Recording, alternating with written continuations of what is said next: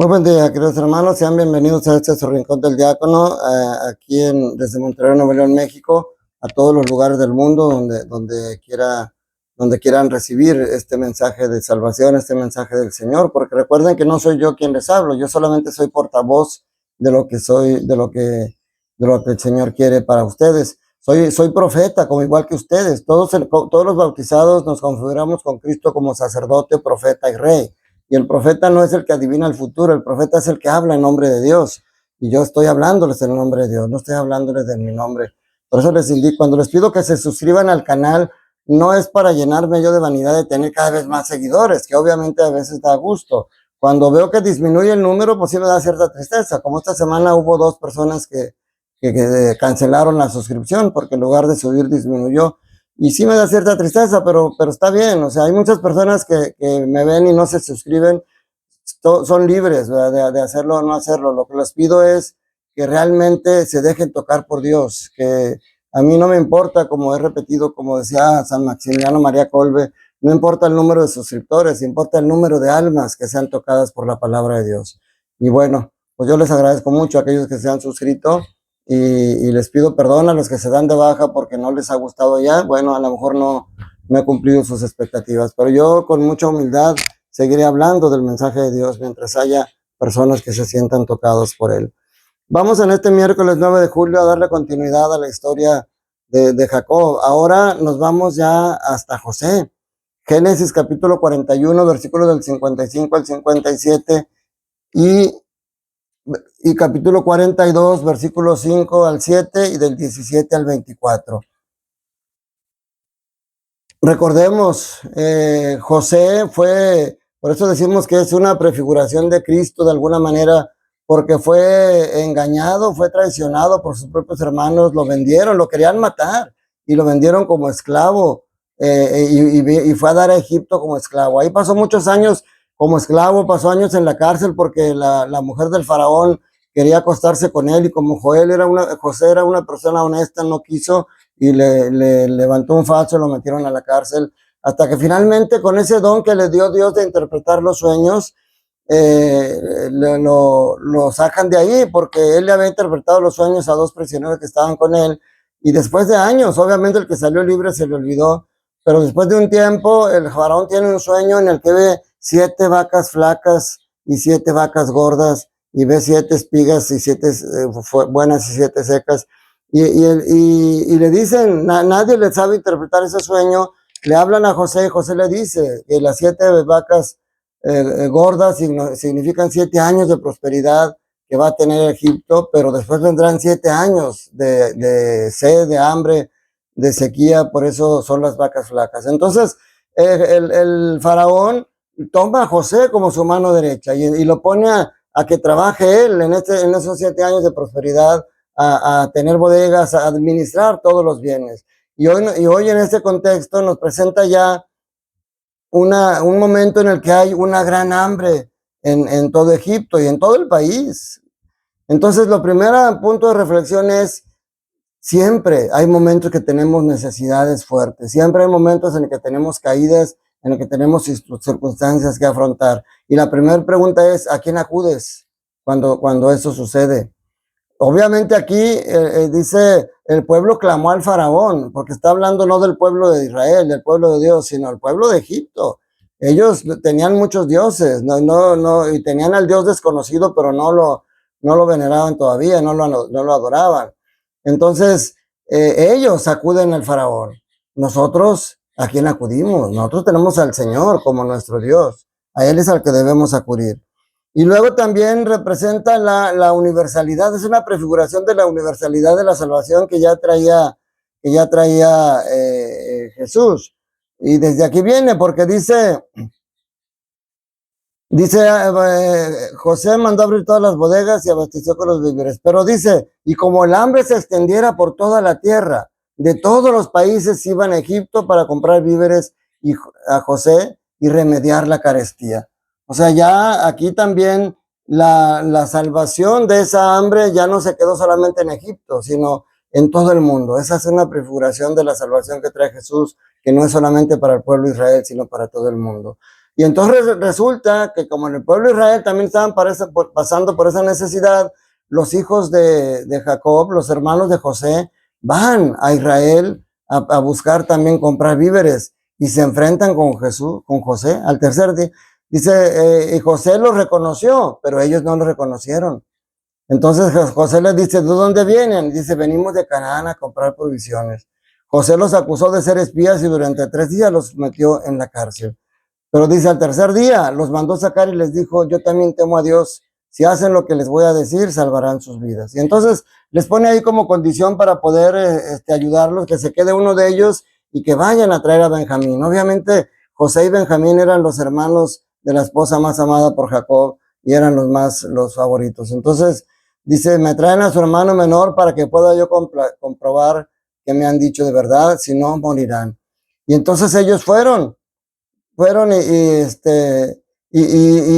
sin saber que José los entendía, dicen, con razón estamos sufriendo ahora, porque pecamos contra nuestro hermano José, cuya angustia veíamos cuando nos pedía que tuviéramos compasión de él y no le hicimos caso. Por eso ha caído esta desgracia. Y Rubén dice, ¿acaso no les decía yo que no lo hiciéramos daño al niño? Y no me hicieron caso. Entonces José, dice, ellos ignoraban que José les entendía y José se alejó de ellos y empezó a llorar. Imagínense qué tremenda escena, que le vamos a dar continuidad el día de mañana y los días siguientes. Mateo capítulo 10, versículos del 1 al 7 es el Evangelio y tiene puntos importantes, por ejemplo, para nosotros, nuestra fe en los santos. Los santos, el papel que toman en la Iglesia Católica. Porque mucha gente nos critica porque dicen, ustedes tienen imágenes de santos, de personas, y eso está mal. Bueno, nosotros vemos a los santos y tenemos imágenes y ya esto es algo que hemos repetido muchas veces, no para adorarla. Nosotros no adoramos imágenes, ni adoramos a los hombres, ni siquiera a la Virgen María la adoramos. Sentimos una veneración y un cariño especial por ellos, porque fueron personas utilizadas por Dios para seguir haciendo la obra de Él en el mundo. La obra de salvación, imagínense si después de que Jesús partió en la ascensión, pues entonces ya estuviéramos fritos todos los demás, ya no íbamos a alcanzar parte de la obra de la salvación. Pero no fue así porque Él eligió santos, eligió hombres que fueran los que continuaran con su obra de salvación. Por eso dice, en aquel tiempo, llamando Jesús a sus 12 discípulos, les dio poder para expulsar los espíritus impuros y curar a toda clase de enfermedades y dolencias. O sea, fíjense, les dio el mismo poder que a Él tenía. Jesús los mandó y los apóstoles y los 72 discípulos que decíamos el domingo hacían lo mismo que Jesús. Se predicaban, enseñaban, sanaban enfermos, expulsaban demonios, resucitaban muertos, lo mismo que Jesús hacía. Esa es nuestra fe, que los santos tienen ese poder que les dio Jesús, porque aquí dice les dio poder. O sea, pero precisamente ellos mismos, muchos católicos a lo mejor sí tenemos ese error y decimos, San Juditas es el santo de los imposibles, Juditas es un santo muy milagroso, y la Virgen María no se diga la de San Juan, y es una virgen que es muy, muy celosa, y ponemos cosas que sí son una tontería. Muchos católicos estamos ignorantes todavía en muchas cosas, y con respecto a los santos a veces cometemos ese error de hablar de los santos como si el poder viniera de ellos. Se nos olvida que el primer milagro que hizo Pedro sobre todo, pero acompañado por Juan, en el templo de la Hermosa, el primer milagro que hicieron y que narra Lucas en Hechos de los Apóstoles, después de levantar un paralítico, Pedro les dice, judíos, ¿por qué se admiran de que este hombre se ha levantado? No fue por nuestro poder por lo que se ha levantado. El nombre de Jesús fue el que les dio fortaleza a los pies para que estuviera firme. O sea, ellos tenían claro que no era de ellos el poder. Entonces, ese es el primer punto, yo creo que de reflexión de nosotros. ¿Cuál es el papel de los santos en la Iglesia Católica? Y el segundo punto, los apóstoles que en este momento él mandó a estos 12, eran continuadores de la misión de Cristo, porque hacían los mismos prodigios de Cristo y llevaban el mismo mensaje de Cristo. Y como les decía ayer, aquí vienen los nombres de los 12 apóstoles, aquí los menciona, empezando, siempre que mencionan los apóstoles, al primero que llaman es a Simón, llamado Pedro, porque él es el primero en la jerarquía, y luego viene hablando todo lo demás, y siempre el último es Judas Iscariote, el traidor, ¿se fijan? Y cuando mandó los 72 discípulos, pues obviamente no vienen los nombres, era un grupo más numeroso, pero sobre todo no vienen los nombres, Porque cuando la escritura narra un pasaje y no dice el nombre de la persona, como los dos discípulos de Maús, nada más dice que uno se llamaba Cleofás, pero ¿quién era el otro? Cuando la escritura no lo pone, es para que tú te pongas ahí, pongas tu nombre. Tú eres uno de esos 72 discípulos, tú eres uno de esos dos discípulos de Maús a quien Jesús se les apareció. Nosotros tenemos que formar esa parte activa. Entonces, y sobre todo porque los 12, eso es lo que les decía, los 12 representan la jerarquía de la iglesia, pero los 72 representan el resto del pueblo de Dios, que también somos responsables de que podamos llevar esa predicación, porque nosotros somos piedras vivas, que con el Espíritu Santo nos adherimos a ese edificio que es el cuerpo de Cristo, pero no somos piedras nada más ahí de adorno, somos piedras vivas que estamos para eso. Pero a veces nosotros creemos que como ya estamos en la iglesia, como ya voy a misa, como ya me confieso, entonces ya estoy salvado. Y aquí no, dice, por eso Jesús dijo una vez, no todo el que me dice Señor, Señor, entrará en el reino de los cielos. No somos parte de esos discípulos que vamos camino a la salvación y que vamos contagiando a otros para que también vayan en camino en la salvación. Nosotros somos parte, como bautizados, de esos 72 discípulos enviados de dos en dos, como ya hemos meditado.